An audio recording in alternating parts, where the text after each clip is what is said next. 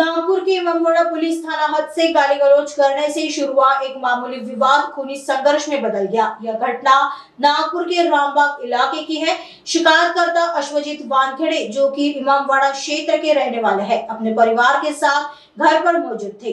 तभी उनके घर के बाहर एक युवक गाली गलौज कर रहा था। घर के बाहर हो रही इस गाली गलौज को सुनकर शिकायतकर्ता का बेटा रितेश बाहर आया और उसने गाली गलौज कर रहे आरोपी से सवाल किया। आरोपी की पहचान सौरभ कौरे के रूप में हुई है, जो गणेशपेट का निवासी है। जब रितेश ने आरोपी सौरभ से पूछा कि वह क्यों गाली गलौज कर रहा है, तो आरोपी ने उल्टा रितेश को भी अश्लील भाषा में गालियां देनी शुरू कर दी और देखते ही देखते यह मामला हाथापाई तक पहुंच गया। अपने बेटे को पीटता देख शिकायतकर्ता अश्वजीत वानखेड़े बीच बचाव करने के लिए बाहर आए।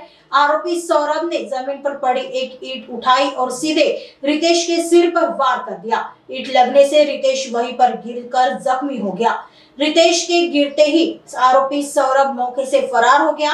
घायल रितेश को तुरंत अस्पताल ले जाया गया, जहां उनका इलाज जारी है। पुलिस अब आरोपी की तलाश में जुट गई है। आगे की जांच इमामवाड़ा पुलिस कर रही है। इमामवाड़ा पोलिसांच्या हद्दीत फिर्यादी अश्वजीत वानखेड़े राहणार रामबाग, तिथे त्यांचं स्वतःचं घर आहे। सर्वजण घरी असताना घराबाहेर कोणतरी शिवीगाळ करत होतं म्हणून ते त्यांचा मुलगा घराबाहेर आला रितेश, आणि बाहेर तो शिवीगाळ करत होता मुलगा आरोपी, त्याचे नाव सौरभ कौरे राहणार गणेशपेठ। त्याला विचारले की बाबा तू का शिवीगाळ करतोय, तर त्याच्याशी बोलणे पुन्हा त्याने त्याला अश्लील भाषेत शिवीगाळ चालू केली आणि हाणामारी करायला लागला।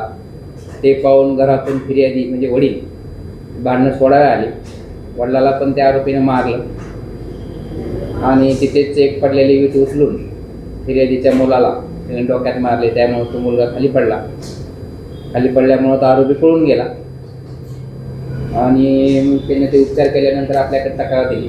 तक्रार दाखल झाल्यानंतर आरोपीचा शोध घेऊन आपण त्याला ताब्यात घेतले आणि त्याच्यावर योग्य ती कारवाई केली।